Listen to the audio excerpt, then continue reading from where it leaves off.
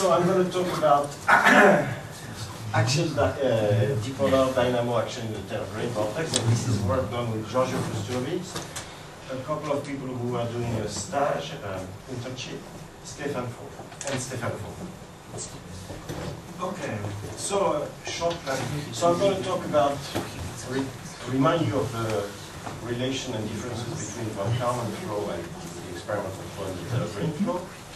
Then I'm going to make the main point of my talk is right here, which is that we should keep the mirror symmetries that confine the flow and drop the rotation symmetries that do not allow for magnetic dipoles. Okay, and then I'll give you some results and discussions. So, here you have on the left the Day3 flow, and on the right the so-called von Karman flow, which is an experimental flow. So you can see the similarities are that you have a global two counter-rotating eddies, motion, and a kind of shear layer at the middle. And the main differences are that the box is a physical box, cylindrical in the case of the experiment, and the boundary conditions are no slip boundaries for the velocity. And whereas in the Day3 flow, the boundaries are just planes of symmetry, okay, which correspond to kind of free slip boundaries, okay? So what are the Day3 symmetries? The flow is 2π periodic. As I said before, you have those planes 0π for x, y, or z that are planes of mirror symmetries, and you have additional symmetries that are rotations. So π/4 around the vertical axis in the middle of the box, and π around the horizontal axis on the two faces like that. Now, it has been known for quite some time, since this paper with Caroline Nord, Annick, and Hélène, that the full set of Day3 symmetries are not so good for dynamo, okay? And this was in this paper. So since this time, and I show you a more recent paper here, the way people reacted to this bad side of the symmetries was to run simulation without any symmetries, that is to put some forcing corresponding to the Day3 geometry, but put that into a general periodic code that enforces none of the symmetries. So, I come back again to the simple idea, which is, okay, the mirror symmetries are good in some sense, because if you remember the second slide, they confine the flow, which is like the experimental thing, which is confined. It doesn't flow through the boundaries. So these symmetries are good. However, if we want to have a dipole, for example, well, if you have a rotation by π, you cannot have a dipole, only a quadrupole, okay? So the idea is to drop the bad one and keep the good ones. So just one technical detail is, so how does those mirror symmetry translate for the magnetic field?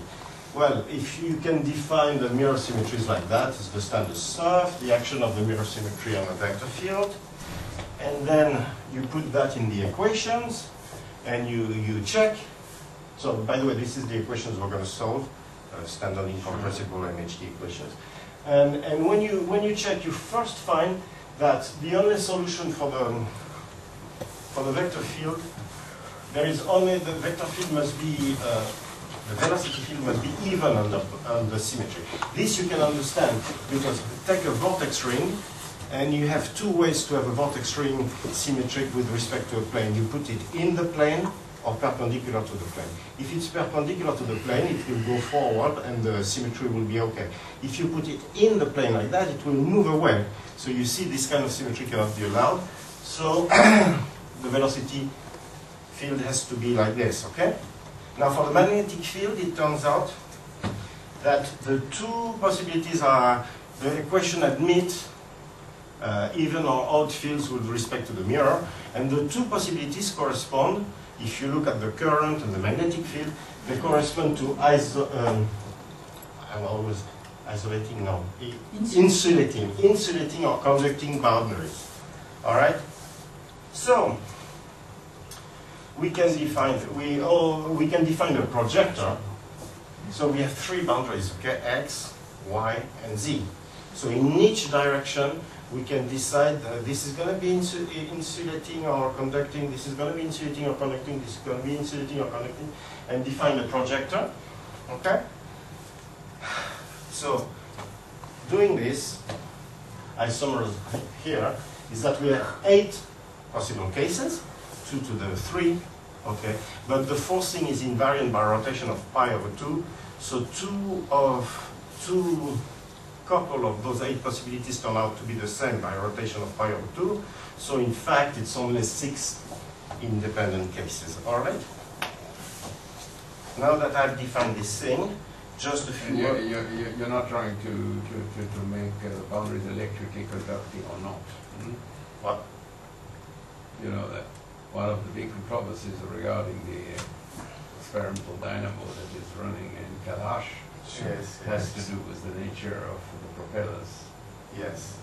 Well, in this sense, look, let me say a few words about that. So, the 2 possibilities, if it's conducting or insulating. So, conducting means the current is going through, okay? And the magnetic, so this is J, and the magnetic field is in the boundary. So the 2 are red on that. I want to make the magnetic field in blue. And the other one, insulating, is the magnetic field is perpendicular to the boundary, and the current is in the boundary. This is J. So I call this one insulating, but I could just as well call it ferromagnetic. I mean, because it means the field lines, magnetic field lines are perpendicular, okay? So if you think of the experiment, the disks. Okay, so I'm back to my numerical procedure description. So the way this is done is we use the ghost code, and we impose the planar symmetries by using the projectors, impose or not impose. And you have here a typical magnetic energy spectrum. So we check that it is well resolved. And you have here a typical magnetic energy evolving in time. So this is a dynamo case, and you can get the growth rate by measuring the slope. Okay. So now I go to first results. So about symmetry breaking. First thing is the confinement, that is the mirror symmetries. If you don't impose them, above a Reynolds number, so there is no magnetic field here, I'm talking about just the forced kinematic regime, okay? So above a Reynolds number of 10, you do get flow crossing the boundaries if you don't impose them, okay? So, and it's spontaneous symmetry breaking, okay? You get the point? I impose the boundaries, and of course, the flow doesn't cross, so I'm like this. This is the Reynolds number, and this is the energy of the stationary state. And if I don't impose them above some Reynolds number, I get some flow crossing the boundaries. Now, what is this effect of the fluctuations? If you compare, now I do a dynamo test, and I plot now as magnetic, as function of magnetic Reynolds number, the growth rate. And one case is with the boundaries enforced for the velocity field. The other case is with the boundary non-enforced. What you see is that, in fact, when you don't enforce the boundaries, the magnetic dynamo bifurcation is happens at a larger Reynolds number. So the fluctuations are not good for dynamo, okay? So imposing the symmetries there, it's good for dynamo. Now, I need something else, still without any magnetic field, again without any magnetic field.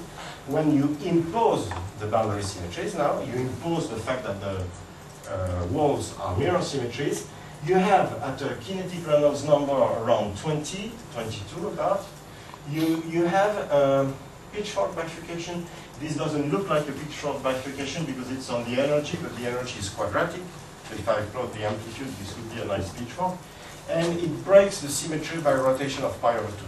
So this is a spontaneous symmetry breaking in the velocity forced thing alone. And you see that above 22, you get something that comes through a pitchfork and breaks the pi/2 symmetry. And by the way, you can find the mode, and it's a standard bifurcation.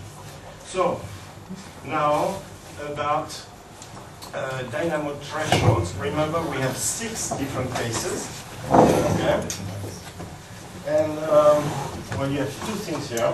So the cases are labeled ICI, ICC, IIC, etc. It's XYZ, insulating or conducting. Okay. So what happens is that if you compare, you see that the different cases have dynamo instability at widely different magnetic Reynolds number. Okay? So the interesting thing is that there is one of them that bifurcates first, and the others bifurcate later. So if you look at the modes now, you can visualize these modes. So this is the first one that comes through at a Reynolds number, or magnetic Reynolds number of 9. So here you compare imposing the symmetry on the magnetic field and non-imposing the symmetry on the magnetic field. And they are very similar. So this is the mode that everybody has seen, non-imposing the symmetries, okay? Now when you impose the symmetry, you get all these other modes at various Reynolds number. But the interesting point is that one of them, corresponding to the insulating case, is an actual dipole that looks very much like the experimental one. Now this mode had not been seen before because it comes at a higher Reynolds number, and therefore you just don't see it if you don't impose the symmetry, okay? And the first mode everybody had seen because it's the one that happens at the lowest possible Reynolds number. Okay. I'm sorry. The labels indicate the spatial direction. So yes. ICI is insulating in X, conducting in Y. And yes. So the X and Y symmetry is not, in Taylor green, there is not a complete symmetry. Yeah, as I said from the beginning, I'm dropping all the rotation symmetries, keeping only the mirrors. Okay? So, and you can think it's a different kind of boundary conditions, you know? Okay, so I just show you these modes. So this is the standard one everybody had seen. And by the way, it has electric current in one direction and magnetic field in the other direction. So that's the standard one. What is the brown? What is the yellow? Or whatever? I think, I think yellow is the current and red is the magnetic field, I think. So this is the second one. Okay, I don't have much time. Third one. Fourth. That's a good one. I put them in order of increasing order of, and the last 2 ones are kind of very intricate and complicated. They are not so interesting. Okay, so now let me concentrate on the nonlinear saturation. So we have an academic problem. I said so. I'm doing the case that interests me in insulating. It interests me just because it looks like the experimental one, for no other reason. So I specialize to this case now. And I want to study, all I've said up to now was about kinematic dynamo growth rates. Now I'm turning on to nonlinear saturation. So remember that, so this is a graph that we have here the kinetic Reynolds number, here the magnetic Reynolds number. Remember, we had a bifurcation at 22 that was breaking the pi/2 rotation, okay? So this is this line here. And now the horizontal line here is the magnetic critical number, magnetic critical Reynolds number as function of kinetic Reynolds number. That's the lowest line, sorry. And those triangles are different runs we did, and when the triangle is full, this means we had dynamo saturation. When it's not full, we didn't have it. So there's a different type of behaviors. I will come back to it. I will just start by the simplest possible thing, which is, well, it's maybe not the simplest, is what happens when you start after the critical kinetic Reynolds number. So when you start after the critical kinetic Reynolds number, you have a dynamo shutdown. So first, so first you have the magnetic energy as function of time is increasing, but when you reach nonlinear saturation, it changes the state of the velocity field and the dynamo dies. This happens here, in this place, that is, we are in region 3. So if you look at region 3, what happens, I will explain these things after. What happens in region 3, this is magnetic field, this is velocity fields. I go first up there and then come back down there. And what happens really is that if you look at the kinetic energy, in fact, the saturation of the magnetic field triggers the kinetic bifurcation that then kills the magnetic field. So that's what happens in this region here. Suicide. What? Yeah, it's a kind of a poisoning. It's a poisoning. The magnetic field poisons the dynamo. So now the simplest case, sorry, is if I look at things at kinetic Reynolds number. Maybe that's the reason superkinetic Perhaps. So if I look at kinetic Reynolds number below the threshold for this pitchfork bifurcation breaking the Pareto invariance here, I just have a standard, nice, supercritical dynamo. It saturates like this, and what is nice is that the saturated field looks like the actual field that they see in experiments. And this corresponds to region 6 here, region 6 here. I go up there, and I'm happy. Okay. Look at the saturation. This is the nonlinear saturation. The only thing that happens is that you get a twist of the magnetic lines, but apart from that, it looks very much like the original linear vector. It looks like the birth of the original sin, but okay. Okay. So what about the saturation energy, the energy of magnetic saturation? Well, okay, I don't have time to go into that, but you can have two scalings basically balancing the J cross B term. You can balance it with a nonlinear term or with a linear term, and we get the scaling when you balance it with a nonlinear term. Okay, very much like in experiments. Now we can have bistability. Bistability, so I don't show you the runs, but in this region here, region 4, we have bistability. And indeed, if you look at the graph here in region 4, you can, this point and this point are both stable. Okay? So, I finish my talk by giving you the model that explains all of this. Okay? So, remember, we have a, here, we have a supercritical pitchfork bifurcation for the magnetic field, and here we have a supercritical pitchfork bifurcation for the velocity field. So if I take two supercritical pitchforks, one for the velocity, one for the magnetic, this is the normal form. Now the invariance is such that independently I have this invariance, and independently I have this invariance. So the only term I can add that are correct are these two terms. And now if I do the phase portrait of this system, I get this. And this happens in a local things with lines that go like this. So this is the model. Okay, and I finish conclusions.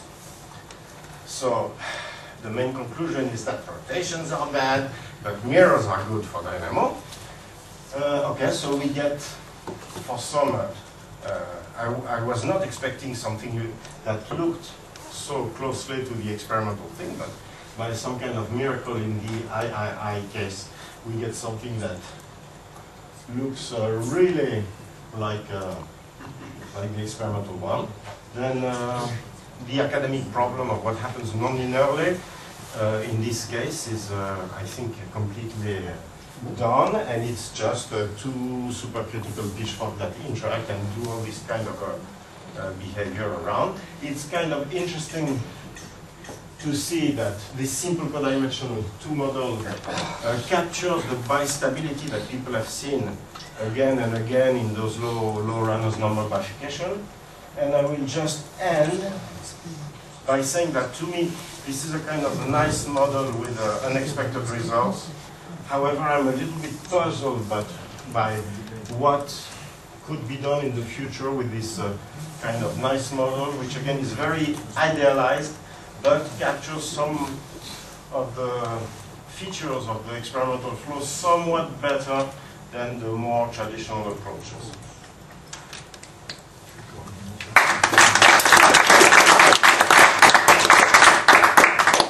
Yeah, of course, from the theoretical physicist point of view, having the symmetries right is more important than having the boundary right. An engineer would perhaps have the opposite point of view. But again, I'm asking my question, do you see any way of throwing even very partially some light regarding what the nature of propellers do this issue of conducting or not conducting electricity? Well, again, the propellers, what they do is that they are ferromagnetic. Yeah. So they do things much more like this. Yeah, yes. So they look like isolating in the sense that they make the magnetic field perpendicular to the boundary. Yeah. Okay? So in some sense, naively, one would have expected to... Yeah, you're right. It was issue of ferromagnetism, not of conducting. Yes, so one would have imagined that the I in Z case and C in X and Y would be more like the experimental. So this is not what happens if you look back at I don't care about the flow, just look at the table. So you would have expected CCI to be like the experimental one. That's correct. This is not at all what happens. It's the I that looks like the experimental one. So, I don't know. But I suppose we have discussed this with Stefan. Of course. Yeah. No. The point is that these are not, it's a different flow. Also, the experimental flow is invariant by continuous rotation because it's a cylinder. So you have you have the, what's called, Collins theorem? Non-dynamo theorem because of this. And here you don't have it because you don't have a continuous rotation, you see. So I don't think you should think of this Taylor-Green. I mean, that's the presentation I made, but really they are different flows. It's just nice that we have this very simple model, Taylor-Green with one set of symmetries that, for some miracle reason, has its first mode that looks very much like the experimental one. So that was the sense of my last questions. How can we use this? What can be done with this? What can we play with? We have this simple model that looks the experiment. Is that possible with this model to investigate the universal? Well, yes, but in some sense, we tried. We obtained a lot of non-complicated behavior. The reversal, it's to inverse the dipole, you have to go through a quadrupole. Yes. Or if you prefer, you can say that the two disks, they make dipoles. So you can have the two disks like this, or the two disks like that. And if you want to inverse, you have to go through this. So we couldn't get that in the Taylor-Green, but maybe we can do that by putting the disk apart, making something elongated. Okay. So the short answer to your question is, we tried, it didn't work, but maybe it can work with an elongated box. For the reversals, don't you need the impellers having different rotation speeds? But they can here. Yeah. We have tried that also. You can here because you don't have those symmetry rotations, so you can force with different speeds on the two propellers, no problem. Do it with Taylor-Green still? What? Can you still do it with Taylor-Green? Yes, because Yeah. again, you cannot do it with the standard Taylor-Green with all the symmetries because you have this rotation of pi, so the two disks must be the same. But here we drop the rotation, so we can add a forcing with a constant rotation, which amounts to have the different. Yes. Yeah. So I'm still thinking about your boundary condition. So it seems the mirror symmetry will actually change the constraint on the helicity. Right, because you can push one side of helicity outside your box without problem. Okay, so this boundary condition, remember, so the flow is periodic, all this is within a periodic code. So because these boundary conditions are mirror, yes. The total helicity in the full domain is always zero, because helicity is a pseudo-scalar, so when you have a plane of symmetry, the sum is zero. So total helicity is always zero, but inside the impermeable box, the helicity is non-zero. Okay, yeah, So it does cross the box. It does cross the box. It's zero but spatially isolated. What? It's zero but spatially isolated. Yes. In each, it's confined in each box. So if you have a box with a positive helicity here, the mirror symmetry box there sits with negative helicity, and so forth. You have zero. Okay, but yeah, we have to